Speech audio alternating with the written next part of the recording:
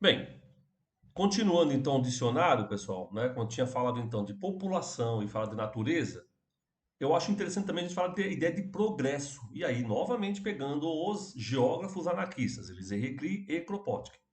Como é que eles veem a ideia de progresso? Como é que os socialistas, marxistas, veem a ideia de progresso? Para se chegar numa sociedade comunista, você tem que passar para a sociedade capitalista e pelo socialismo, ok? Os anarquistas, Kropotkin e Reclus, que são geógrafos, estão olhando para a natureza, para a sociedade, tentando compreender, né, essa relação. Eles estão discutindo o quê?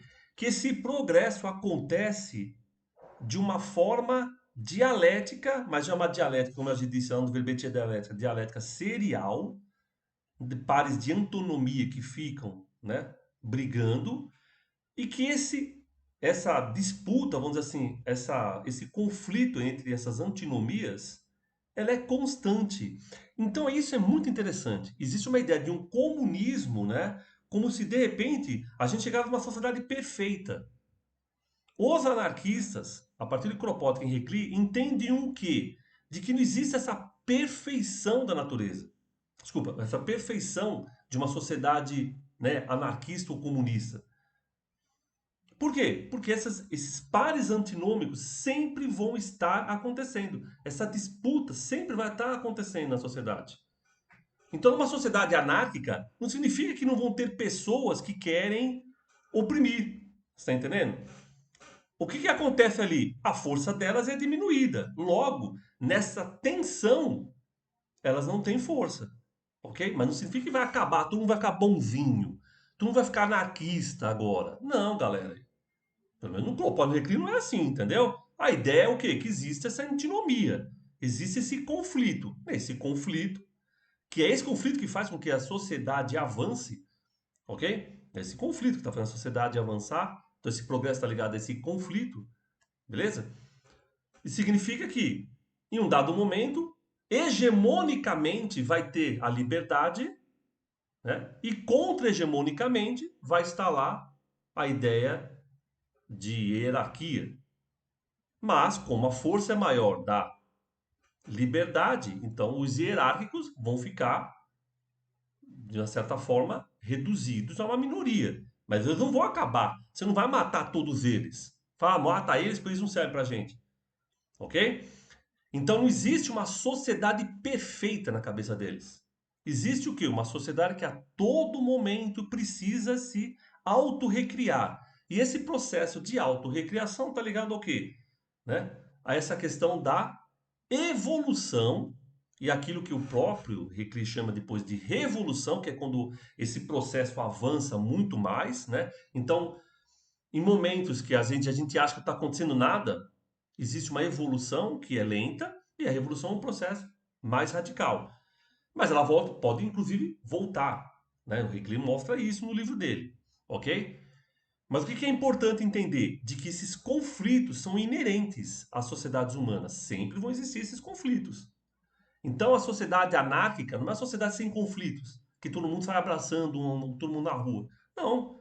Esses conflitos existem. Só que hegemonicamente, aquelas pessoas que pensam de uma forma de que defende a liberdade e assim por diante, faz com que os hierárquicos fiquem numa posição diminuta. Mas eles continuam existindo. Isso que tem que ficar claro.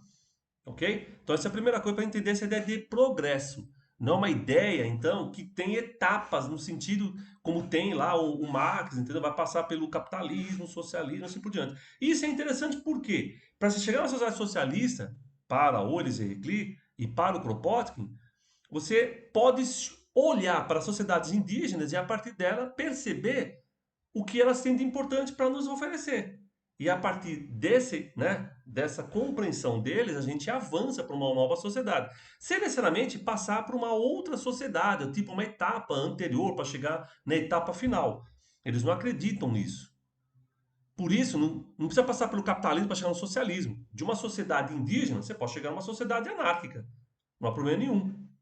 Beleza? Por quê? Porque essa ideia de etapas, etapistas, é uma ideia do Marx, da dialética do Marx, que a dialética dele é hegeliana. A dialética do Reclus é uma dialética latina, de pares antinômicos, ok?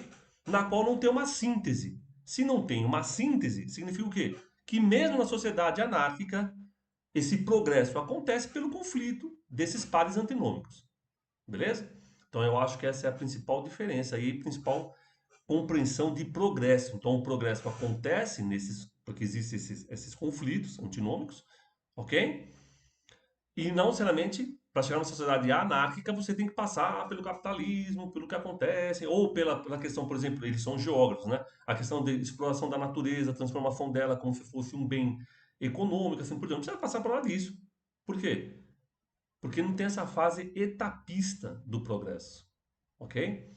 Agora, a sociedade anárquica não é uma sociedade perfeita. É uma sociedade que se recria, se reflete, as pessoas estão refletindo a todo momento e as batalhas, né, os debates acontecem porque os pares antinômicos continuam existindo. Ok? Então eu coloquei aqui, por exemplo, liberdade versus hierarquia. Isso vai acontecer sempre, né? Não vai ser uma hora que todo mundo agora acha que não precisa ter hierarquia. Não, essas pessoas vão continuar existindo. Mas nesses debates, nesses conflitos, é que hegemonicamente as ideias de liberdades avançam. Muito mais do que as ideias de hierarquia. Beleza? Então eu acho que isso queria completar aqui um pouco sobre essa fase que a gente está discutindo aqui, que começou lá com natureza, né? Veio com uma ideia também de população e acaba agora nessa ideia de progresso. Então é isso aí, um abraço a todos e todas.